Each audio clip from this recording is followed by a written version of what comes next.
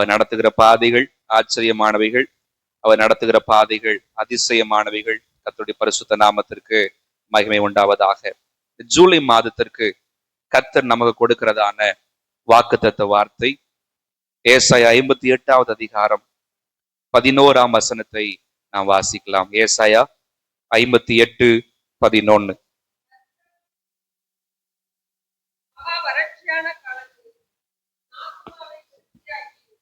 உன் எலும்புகளை நினமுள்ளதாக்குவார். நீ நீர்ப்பாய்ச்சலான தோட்டத்தை போலவும் வற்றாத நீரூற்றை போலவும் இருப்பாய். ஆமென். ஆண்டவருடைய பரிசுத்த நாமத்திற்கு மகிமை உண்டாவதாக. நம்முடைய ஆண்டவர் நித்தமும் நம்மை நடத்துகிறதான ஆண்டவர். ஒரு மனிதனை கர்த்தர் கரம் பிடிக்கிற போது, அந்த மனிதனை கர்த்தர் நடத்துகிற போது இடையில் விட்டு போகிறவர் அல்ல நம்முடைய ஆண்டவர். அவர் நித்தமும் நடத்துகிறதான ஆண்டவர் என்று சொல்லி நாம் இந்த வாசிக்கிறோம். கர்த்தர் நடத்துகிறவர் தேவன். ஒவ்வொரு நாளும், ஒவ்வொரு மாதமும், ஒவ்வொரு வருடமும் கர்த்தர் நம்மை நடத்தி கொண்டு வருகிறார்.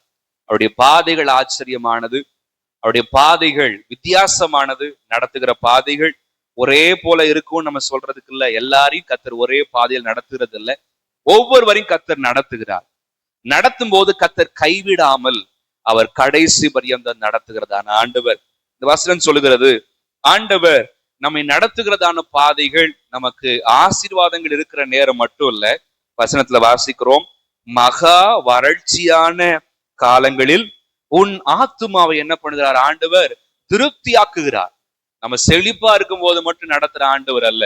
உலகத்துல மனிதர்கள் வேணா அப்படி இருப்பாங்க. நம்ம நல்லா இருக்கும் போது நம்ம இடத்துல நெருங்கி வருகிற நண்பர்கள், மனிதர்கள் நம்ம கொஞ்சம் கஷ்டத்துல இருக்கும் போது, வேதனை இருக்கும் போது கொஞ்சம் தள்ளி போக தான் நினைப்பார்கள். ஏனென்றால் இந்த உலகம் அப்படிப்பட்ட உலகம், மனிதர்கள் அப்படிப்பட்ட மனிதர்கள். நம்முடைய தேவன் ஆசீர்வாதமா இருக்கும் போது மட்டும் நம்மை தேடி வருகிறவர் அல்ல. நம்ம வாழ்க்கை வறட்சிக்கு நேராய் போனாலும் சரி, அதுவும் வசனம் சொல்லுது, மகா வறட்சியான காலங்களில் உன் ஆத்துமாவை என்ன பண்ணுவார் ஆண்டவர்? திருப்தியாக்கி நடத்துகிறவர் என்று சொல்லி நம்ம பார்க்கிறோம். நம்முடைய ஆண்டவர் திருப்தியாக்கி நடத்துகிறதான ஆண்டவர்.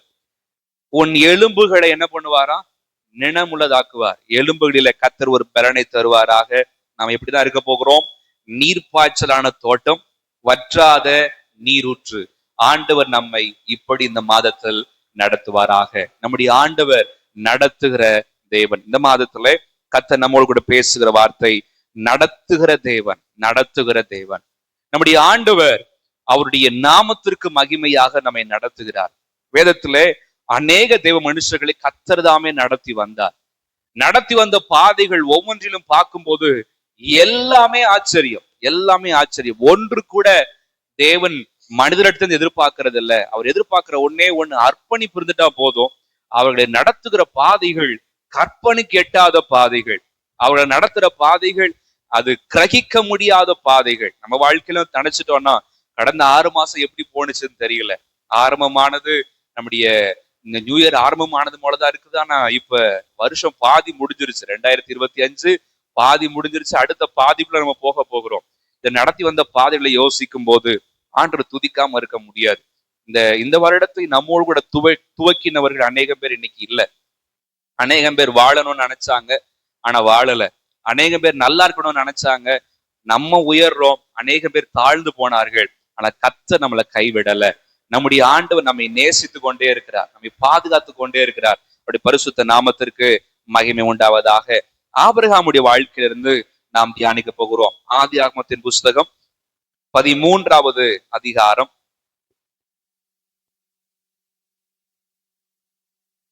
1வது வசனத்திலிருந்து 6வது வசனம் வரைக்கும் வாசிக்கலாம். அவனுக்கு உண்டான யாவும் அவனுடனே லோத்தும் எகிப்தை விட்டு தென் திசையில் வந்தார்கள். ஆபிராம் மிருக ஜீவன்களும் வெள்ளியும் பொன்னுமான ஆஸ்திகளை சீமானாய் இருந்தான். அவன் தன் பிரயாணங்களிலே தெற்கே இருந்து பெத்தேல் மட்டும், பெத்தேலுக்கும் ஆயுக்கும் நடுவாக தான் முன்பு கூடாரம் போட்டதும் தான் முதல் ஒரு பலிபீடத்தை உண்டாக்கினதுமான ஸ்தலம் மட்டும் போனான். அங்கே ஆபிராம் கர்த்தருடைய நாமத்தை தொழுது கொண்டான். ஆபிராமுடனே வந்த லோத்துக்கும் ஆடு மாடுகளும் கூடாரங்களும் இருந்தன. அவர்கள் ஒருமித்து கூடியிருக்க அந்த பூமி அவர்களை தாங்க கூடாதிருந்தது. அவர்களுடைய ஆஸ்தி மிகுதியாய் இருந்தபடியால் அவர்கள் ஒருமித்து வாசம் பண்ண ஏதுவில்லாமற் போயிற்று. ஆண்டுடைய பரிசுத்த நாமத்திற்கு மகிமை உண்டாவதாக. ஆண்டவர் ஆபிரகாமையும் அவருடைய குடும்பத்தாரையும் பல பாதைகளில் நடத்தினார். அதுல முதல் பாதை எதுன்னு சொன்னா இந்த எகிப்திற்கு அவர்கள் போனதான பாதை. மேல 12ஆம் அதிகாரத்துல வாசிக்கும் போது இவர் பயந்து போய் அவருடைய மனைவியை சகோதரி என்று சொல்லி அவர் சொல்லுகிறார். சொல்லி அவர் அந்த அந்த நிலைமையில அவர் நிற்கும் போது அவருடைய நிலைமை பரிதாபமான நிலைமை. ஆனா ஆண்டு அனுமதிக்கல. ஆண்டு அனுமதிக்காம ஆண்டவர் இந்த பார்வோனுடைய கையிலிருந்து அவனுடைய மனைவி வெளில கொண்டு வந்து அவர் மறுபடியுமாய் அவர் எங்கே இருந்து ஆரம்பித்தாரோ அதே பாதையில கொண்டு வந்து நிறுத்துகிறதை நாம் பார்க்கிறோம். ஆண்டவர் இவரை நடக்க சொல்லுகிறார். நடக்க சொல்லும் போது இவர் தேவனுடைய பார்வையில அவருடைய விலையேற பெற்ற அந்த கிருபையில இவருக்கு இரக்கம் கிடைச்சு இவர் போய்கொண்டே இருக்கிறார். போய்கொண்டிருக்கும் போது நல்லதான் போயிட்டு இருக்கும் போது திடீர் எகிப்துக்கு போக வேண்டியதான ஒரு சூழ்நிலை. அங்க போனா தேவன் நடத்துகிறதான அந்த பாதை நிச்சயமா அங்க இருந்ததான கால சூழ்நிலை, அங்க இருந்ததான அந்த அரசியல் சூழ்நிலை பார்க்கும் போது பார்வோனை தெய்வமாக வணங்கினார்கள். பார்வோனை அவர்கள் அவ்வளவு முக்கியத்துவப்படுத்தினார்கள். அந்த கையிலிருந்து வெளில வர்றதுக்கான வாய்ப்பு இல்லவே இல்லை. ஆனா ஆண்டவர் அங்கே கிரியை செய்தார். ஆபிரகாமை கர்த்தர் எகிப்திலிருந்து ஆரம்பத்திலேயே ஒரு நிழலாட்டமாக வெளியே கொண்டு வந்தார். வெளியே வருவதற்கான வாய்ப்பே இல்லை. ஆனா ஆண்டவர் இந்த ஆபிரகாமை பார்வோன் கையிலிருந்து வெளியே கொண்டு வந்ததை நம்ம பார்க்கிறோம். இந்த இடத்துல 4ஆம் வசனத்துல வாசிக்கிறோம், நடத்தும் போது இவர் செய்கிறதான காரியம் முதலில் ஒரு பலிபீடத்தை அவர் உண்டாக்கினதான ஸ்தலம் மட்டும் அவர் போகிறார். போன பாதை என்ன பண்றாருன்னா ரிட்டர்ன் வரதை நம்ம பார்க்கிறோம். தேவ பிள்ளைகளை ஆண்டவர் நடத்துற பாதை இப்படிதான்.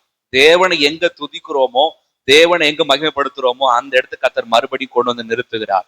ஒருவேளை எகிப்து கையில் அகப்பட்டது போலதான் இருக்கும், எகிப்து கையில நம்ம சிக்கினது போலதான் இருக்கும். ஆனால் ஆண்டவர் தேவ பிள்ளைகள் சந்தோஷமாய் போய் கொண்டிருக்கிற வாழ்வை, சந்தோஷமாய் அனுபவித்துக் கொண்டிருக்கிற வாழ்வை, தேவனை உயர்த்து கொண்டிருக்கிற அந்த வாழ்வை மறுபடியுமாய் கர்த்தர் கொண்டு வந்து நிறுத்துவார். அவர் நடத்துற பாதைகள் ஆச்சரியமான பாதைகள். அந்த நேரத்துல சாரால் அவங்க பக்கத்துல இல்லாத நேரத்துல ஆபிரகாமுக்கு பலவிதமான எண்ணங்கள் இருந்திருக்கலாம். ஆபிரகாம் அவ்வளவு ஒரு வேதனையோடு கூட, நான் இதுதானே என்னோட குடும்பம் நினைச்சேன், என் குடும்பத்துல ஒரு பாதிப்பு வந்திருக்குது, அடுத்து என்னுடைய வாழ்க்கை எப்படி, நான் எப்படி போக போகிறேன் அப்படின்னு சொல்லி மனதள வெளியில போய் சொல்லிட்டாரு, சமாளிச்சுட்டாரு. ஆனா உள்ளுக்குள்ள ஒரு வருத்தம் என்ன பண்ண கண்டிப்பா இருந்திருக்கும். ஆனா ஆண்டவர் கைவிடல. அழைத்த தெய்வம் கைவிடாமல் நடத்துகிறவர். ஆண்டவர் வறட்சியான நேரம் தான், காப்பாற்றவே முடியாத சூழ்நிலை தான், ஆனா கர்த்தர் வெளியே கொண்டு வந்தார். நம்ம வாழ்க்கையில கர்த்தர் நடத்தி கொண்டு போற பாதைகள் அவைகள் ஆச்சரியமான பாதைகள் தான். ஒருவேளை போயிட்டு இருக்கிற பாதை ரொம்ப ட்ரையா இருக்கலாம், ரொம்ப வறட்சியா இருக்கலாம். ஆனால் நம்முடைய ஆண்டவர் நீரூற்றாய் மாற்றுகிறவர், தோட்டங்களாய் கர்த்தர் மாற்றுகிறவர். அப்படி பரிசுத்த நாமத்திற்கு மகிமை உண்டாவதாக. ஆபிரகாமை மட்டும்தான் அப்படி கொண்டு வந்தாரான்னு பார்த்தா இல்ல. யாத்திராகமத்தின் புஸ்தகத்தை நம்ம வாசிக்கலாம். யாத்திராகமத்தின் புஸ்தகத்தில்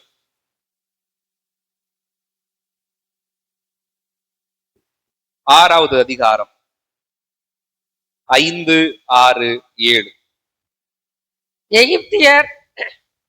எகிப்தியர் அடிமை கொள்ளுகிற இஸ்ரவேல் புத்திரரின் பெருமூச்சையும் நான் கேட்டு என் உடன்படிக்கையை நினைத்தேன்.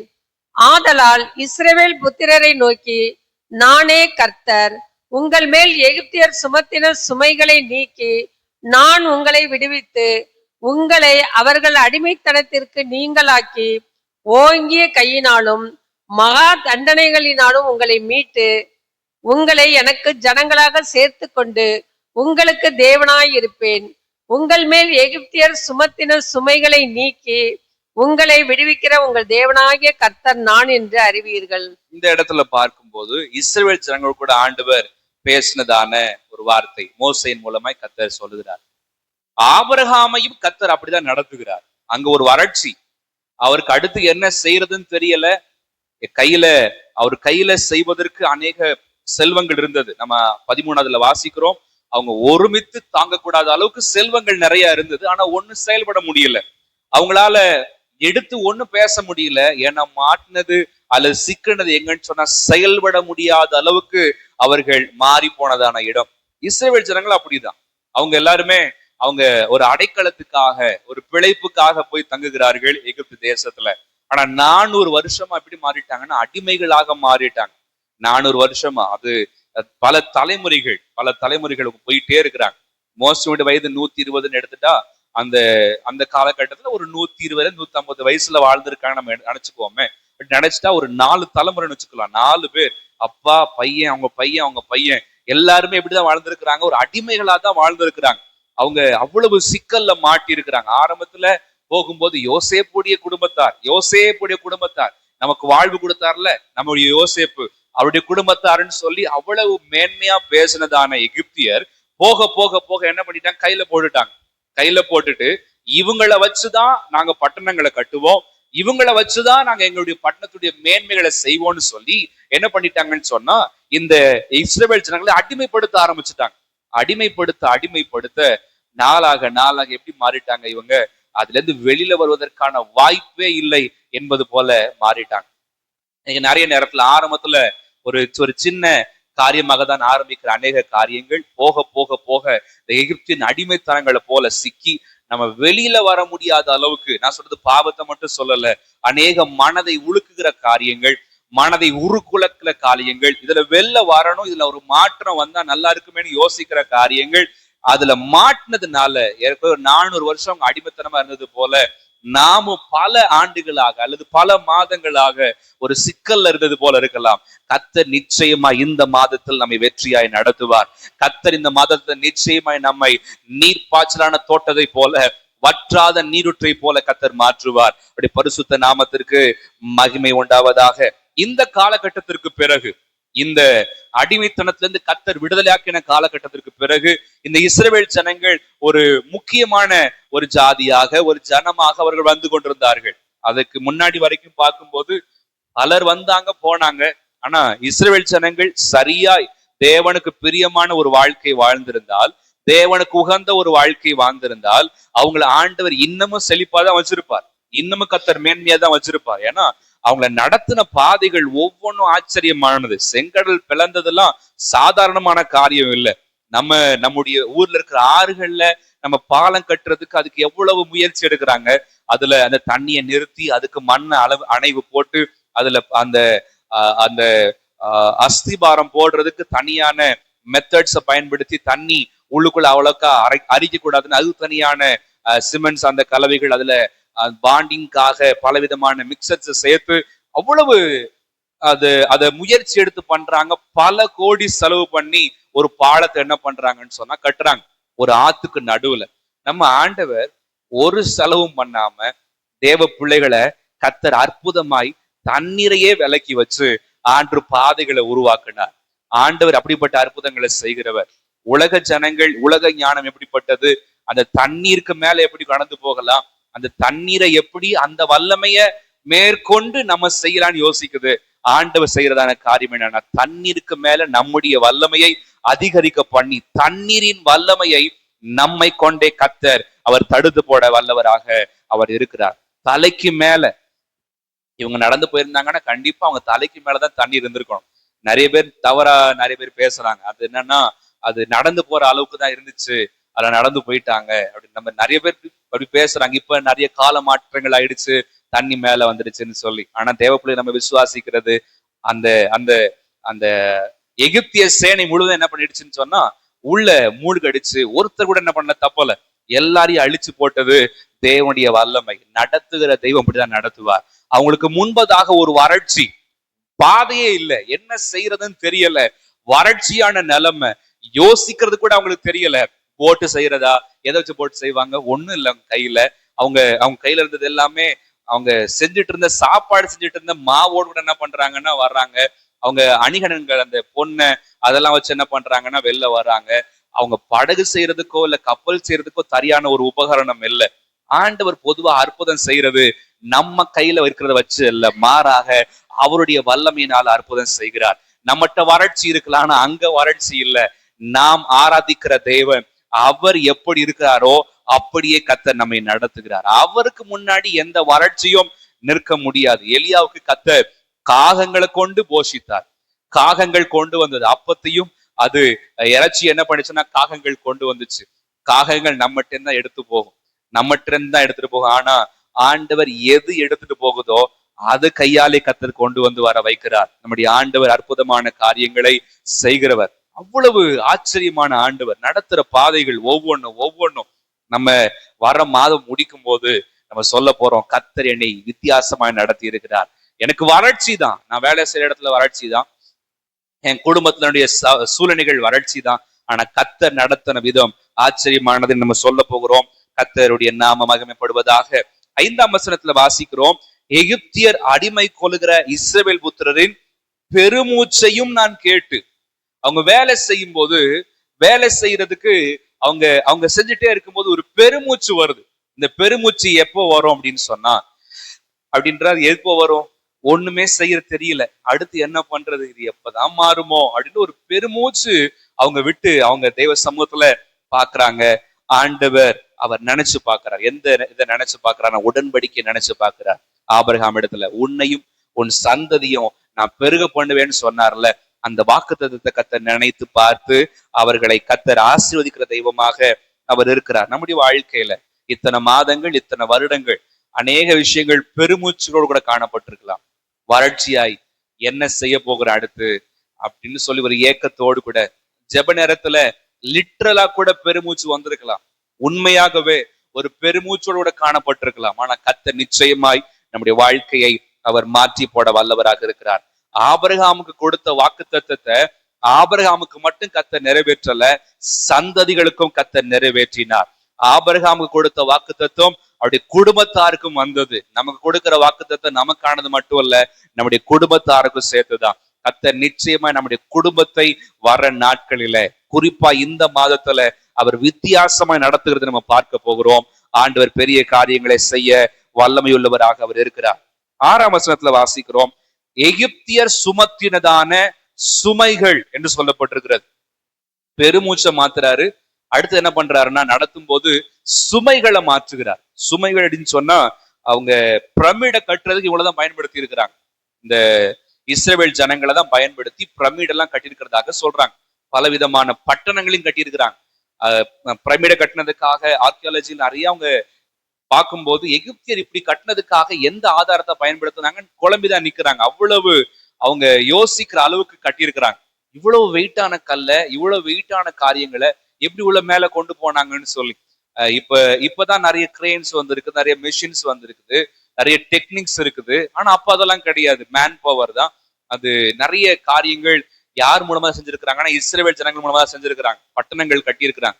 அவங்களுக்கு தாங்க முடியாத பாரம், தாங்க முடியாத சுமைகளை அவர்கள் சுமந்து அவர்கள் தவித்து கொண்டிருந்தார்கள். இன்னும் ஒரு ஸ்டெப் மேல போய் அவங்களுக்கு வைக்கல் என்ன பண்ணணும், நீங்க தான் தேடிக்கணும்.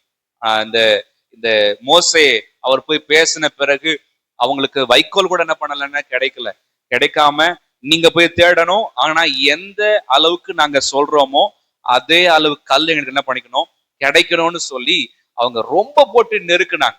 சுமைகள், தாங்க முடியாத சுமைகள்.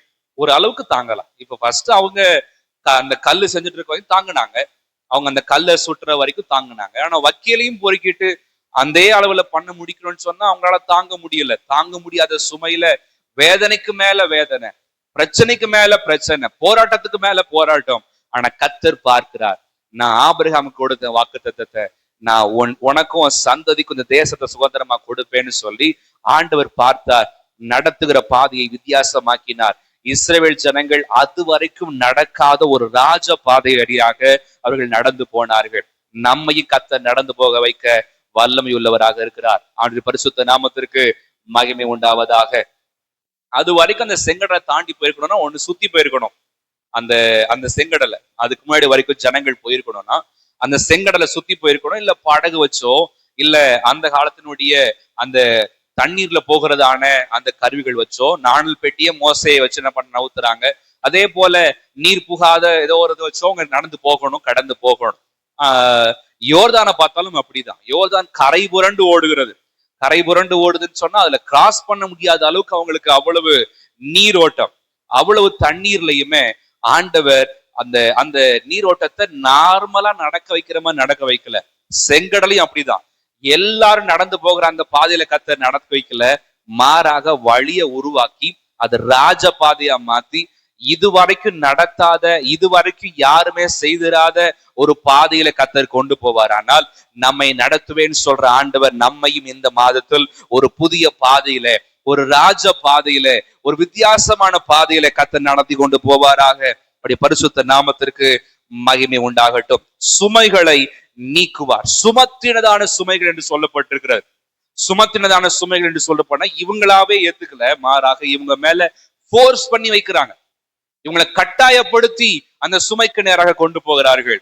ஆனா ஆண்டவர் பார்க்கிறார், நான் ஆபிரகாமுக்கு மட்டும் அப்படி செய்ய மாட்டேன், உங்களுக்கும் செய்வேன்னு சொல்லி சுமத்தின சுமைகளை 400 வருஷம் ஆனாலும் கத்தர் மறக்கல.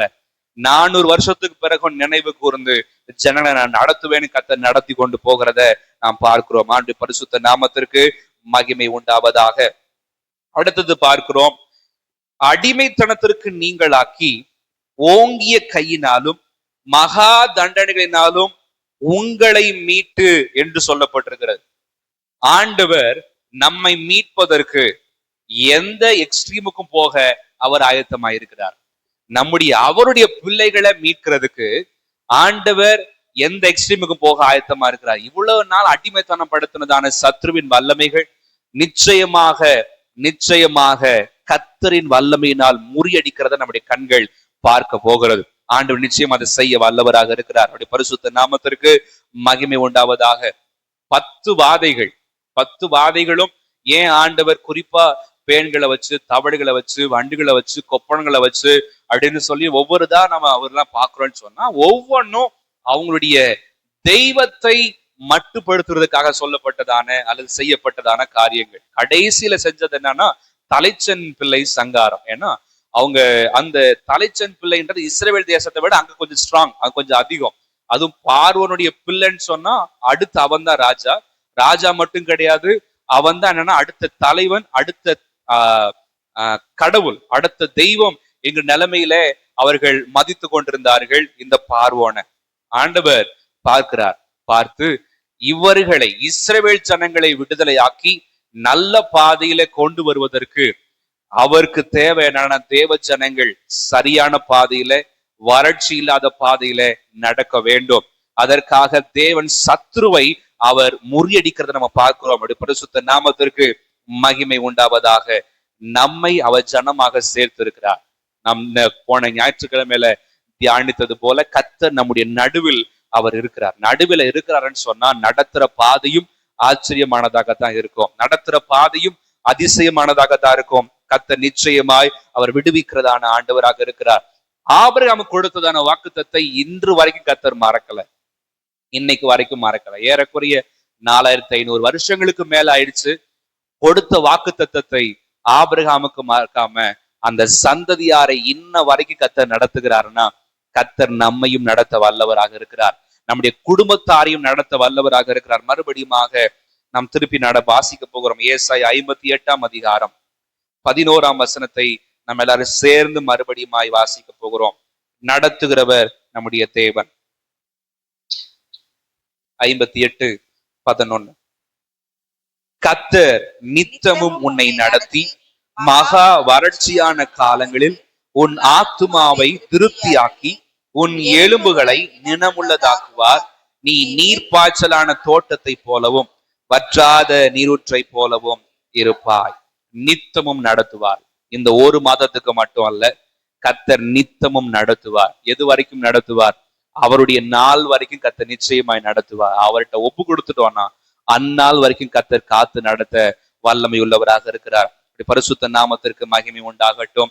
தேவன் நம்மை தொடர்ந்து நடத்துவாராக. நம்ம ஜெபம் பண்ண போகிறோம். ஆண்டவரே, எங்களையும் எங்கள் குடும்பத்தாரையும் நீர் நடத்த வேண்டும், நீர் நடத்தணும். இந்த மாதத்துல உங்களுடைய நடத்துதல் எங்கள் வாழ்க்கையில நாங்க பார்க்கணும். அடிமைத்தனத்திற்குள்ளாக வைத்திருக்கிறதான எகிப்தின் வல்லமைகள் ஆண்டவரே சுமைகளை சுமத்தி தேவையில்லாத பாரங்களை சுமத்தி வெளியே வர முடியாத அளவுக்கு அல்லது பெருமூச்சு விட வைக்கிறதான காரியங்களை கர்த்தருடைய வல்லமை இந்த நாளில் முறியடித்து, சத்ருவின் வல்லமையை கர்த்தருடைய வல்லமை முறியடித்து எங்களை கர்த்தர் நடத்த போகிற ஆச்சரியமான பாதைகளுக்காய் நன்றி சொல்லுகிறோம். இந்த மாதத்துல நாங்கள் முடிக்கிற போது தேவன் எங்களை நடத்தி இருக்கிறார் என்பதை நாங்கள் கண்டு மனதார தேவனை துதிக்க போகிறோம். எகிப்தியரின் வல்லமைகள் இந்த மாதத்தில் செயல்பட முடியாது.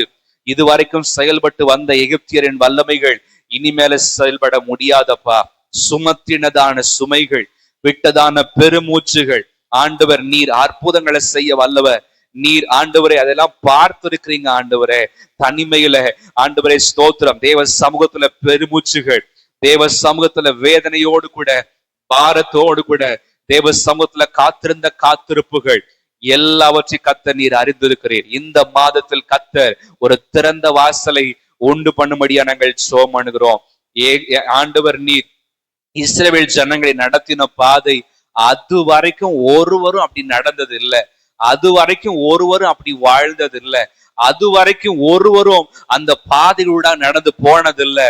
ஆனா கர்த்தர் நீர் வித்தியாசமாய் ராஜ பாதையில் நடப்பது போல நடத்தி கொண்டு வந்தி உம்முடைய ஜனங்களை நிமிர்ந்து நடக்க பண்ணின ஆண்டவரே.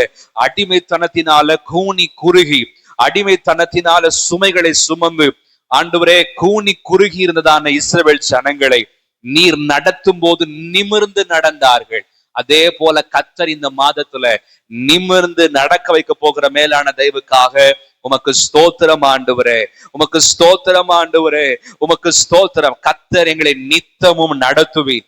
மகா வறட்சியான காலங்களா இருந்தாலும் ஆண்டவரே நிச்சயமா எங்கள் ஆத்துமாக்களை நீர் புஷ்டியாக்குவீர், எலும்புகளை நினமுள்ளதாக்குவீர் ஆண்டவரே.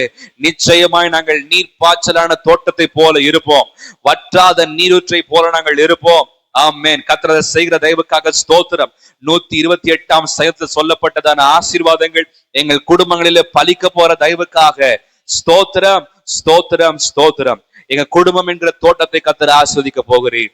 திருச்சபை என்கிற தோட்டத்தை கர்த்தர் ஆஸ்வதிக்க போகிறீர்.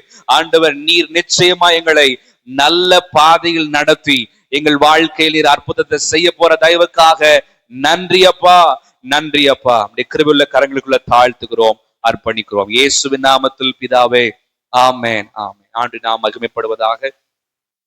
ஒரு பாடலை நாம் பாடும்போது கர்த்தருக்கு என்று நம்முடைய காணிக்கைகளை நாம் செலுத்துவோம். ஆண்டவர் நம்மை ஆசீர்வதிப்பாராக.